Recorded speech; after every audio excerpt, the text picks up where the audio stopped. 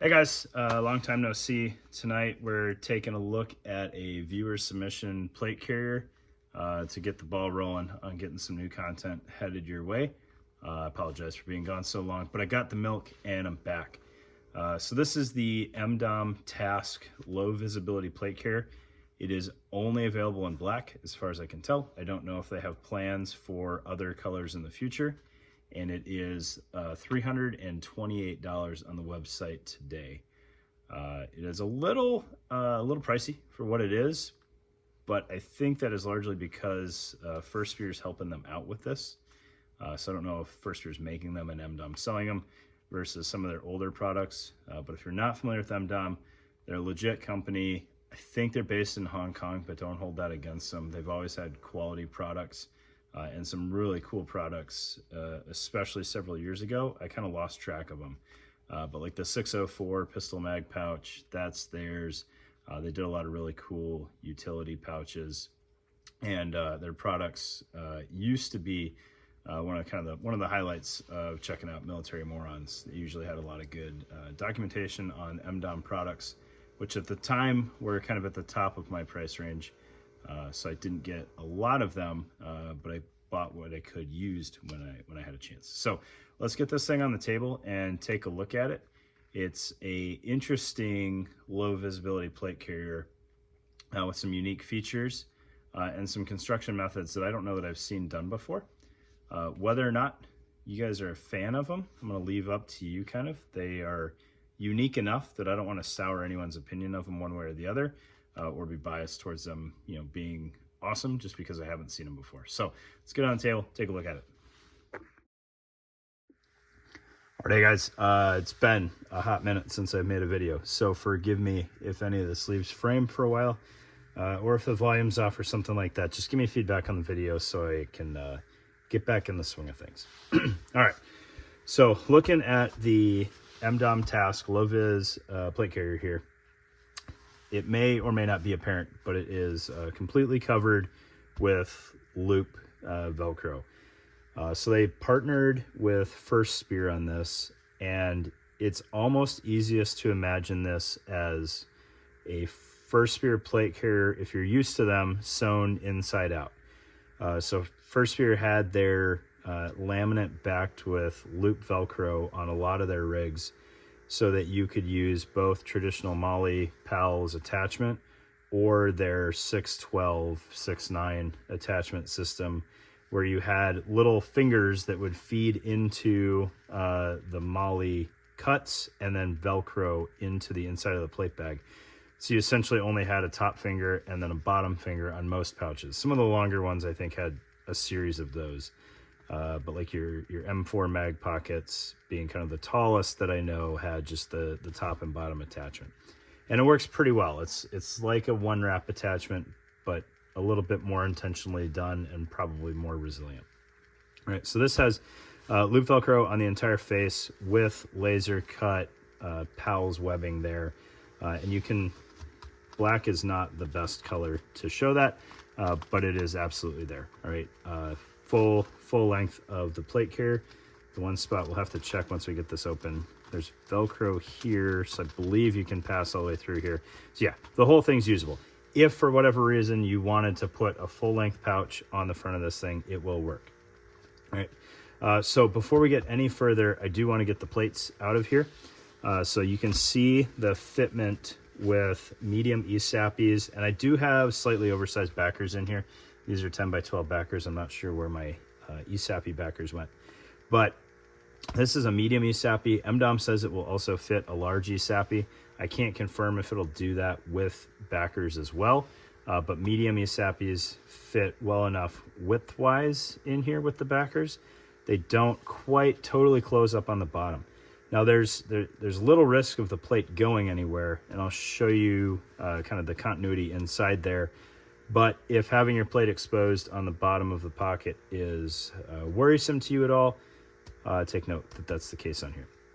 All right, the closure on here is not brand new. I'm confident I've seen this somewhere before, but it is in some ways kind of a nice way of closing this. So it's two separate flaps, which is going to help it mesh with the curvature of the plate better. which is a good thing. It is on the front of the plate bag, which I'm not a huge fan of because it makes it slightly less dangler compatible. I'd prefer to have those anchored on the rear of the plate bag. Not a huge foul there.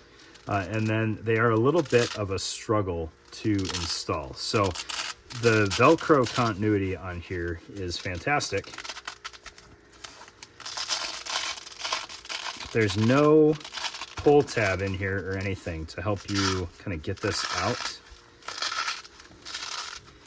And you almost need to have like a sandwich bag handy or something to help separate that Velcro and to undo it. So just showing you kind of the struggle there. We'll get a sandwich bag handy here and try to do this a little bit more intelligently. So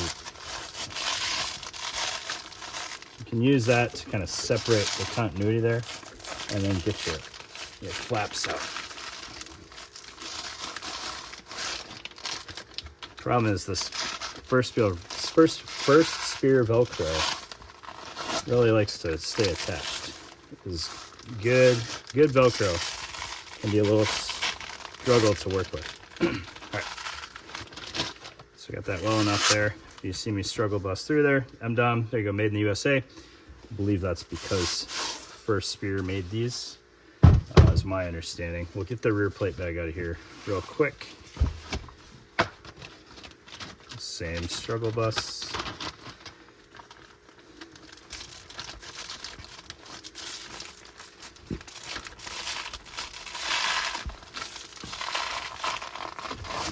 You see the continuity is tough to complain about there. So unless your plate carrier got like super duper waterlogged, you're not going to have any issues with the Velcro closure there. You won't have any issues if it is waterlogged, but you might have slightly less continuity there. All right, so plates out. You can see the closure system here. All that Velcro potentially winds up in there. You could actually, I'll grab a small plate. I'm curious how that fits in here.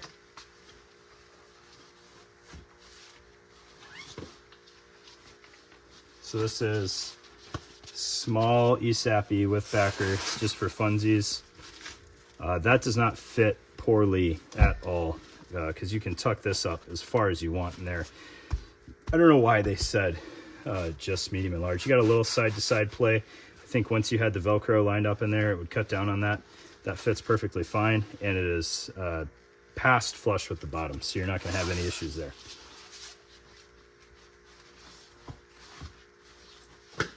All right, okay, back to the front plate bag. Okay, so you got tubes connectors on the sides here. This comes with the Cummerbund, so you're gonna want to stay with tubes on that. As far as I can tell, you wouldn't have to. You could absolutely run a different Cummerbund through here, use the front of the plate bag to close it up, and then have a placard on top of that if you wanted to. No harm, no foul there. But the Cummerbund's kind of interesting and a little unique, and I don't think that you guys will dislike it.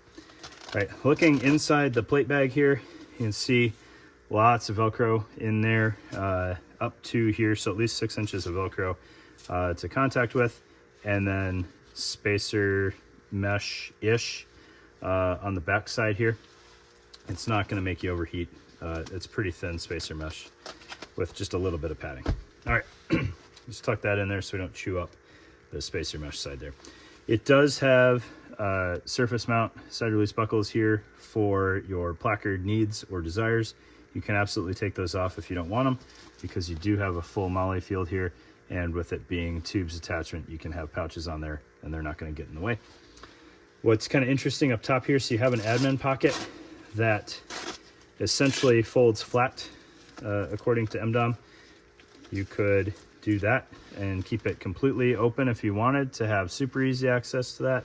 Maybe you had some hook-backed elastic retainers in there, so you just keep some tools or something. They're going to stay in position and be super accessible. What is kind of unique here is the shoulder straps attach only with Velcro. I'm not concerned about the strength there, because once you have a plate in here and the pocket is snug, and you have your shoulder straps tight and you close up this admin pocket, it's got Velcro. So you've got a full Velcro sandwich going on. They're not gonna go anywhere short of some Goliath like grabbing you by the shoulder strap and just jerking you backwards. Then you might potentially see that thing move. What's interesting though is they have a little grommet at the bottom here. Hopefully that shows up for you. And Emdom pitches this as you could put a paracord, essentially pull tab between those, so that if you needed to ditch this thing, you grab that paracord and pull up and away from you, and it's going to pull your shoulder straps off the Velcro and allow it to disconnect. You're still going to have to contend with the tubes, but it gets you a third of the way there, half the way there, depending on how you look at it. All right, we'll get that closed back up. Kind of an interesting approach. Not quite sure this Velcro here. That's kind of interesting. So the admin pocket, if you need to, can pass full length all the way down to the bottom there, the bottom of the plate bag. This is not the plate bag that you're looking at. You just have full length access there if you need it. So if you were, I don't know, this is a dumb example here, but if you wanted a full-length tool with ready access up front for some reason, you could do that. And that seems like this seems like an awful example. I'm not sure what that would be that you want to do that with, but you for sure could. Or I guess if you, I don't know, if you wanted to have a charge ready to go on your front for some reason, so you don't have to retrieve it from the rear or have a buddy retrieve it, you could do that there. And then as you pulled it out, the Velcro would close back up. So kind of an interesting admin pocket there. Looking at the rear plate bag, it is very, very similar, nearly identical. We'll tuck these flaps in here. There's less going on the rear. All right, so you've got full MOLLE, full loop field there. Your shoulder straps, again, attach just with Velcro. This side is arguably a little bit more secure because it is stitched in the middle. So the likelihood of the flap opening up and potentially making it easier to pull your shoulder straps out is lower. And you have a good bit of adjustment there that runs all the way down if you need it to, with a channel here on each side. So if you had to pay a lot of shoulder strap in here, you're gonna start with your shoulder straps having to go slightly more vertical. But the way that this is put together, you are in total control of the angle of your shoulder straps and how you want those to sit. You can run them essentially straight vertical if you want to.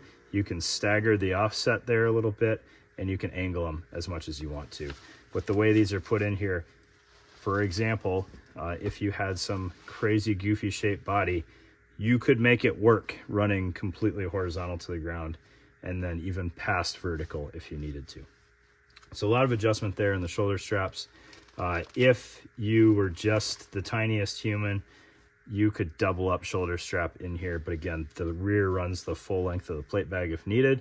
So you got plenty of room there. All right, moving on to the Cummerbund routing here. This part, for me, was kind of the least ideal just for ease of setup. So this is a full channel pass through here. But you don't really have access to it. So you have to get in there and hook your fingers around the end of the Cummerbund. There's no pull tab or anything in there, and then reverse the Velcro back out of there. Arguably, while also sticking a sandwich bag or something in the inside face here to break up that Velcro contact. Only slightly annoying. I've never had a huge problem with exposed Cummerbunds, especially flapped Cummerbunds. This one being a complete pocket here. It's just a little bit more annoying for initial setup, but it's going to be very secure once you have it done. The Velcro on the outer face here is just like a 1/2 inch of Velcro, 1/4 inch of Velcro to keep this channel closed. The rest of this is open. All the continuity is on the other side, or Velcro continuity is on the other side. All right, so you do have a little bit of adjustment in Cummerbund length there. As you start paying it out, you're going to have hook Velcro exposed. So I have this one about as large as you would want to go, depending on what garment it's going to go over. As you extend this out more, you're going to start causing some premature wear on your uniform or whatever you have underneath.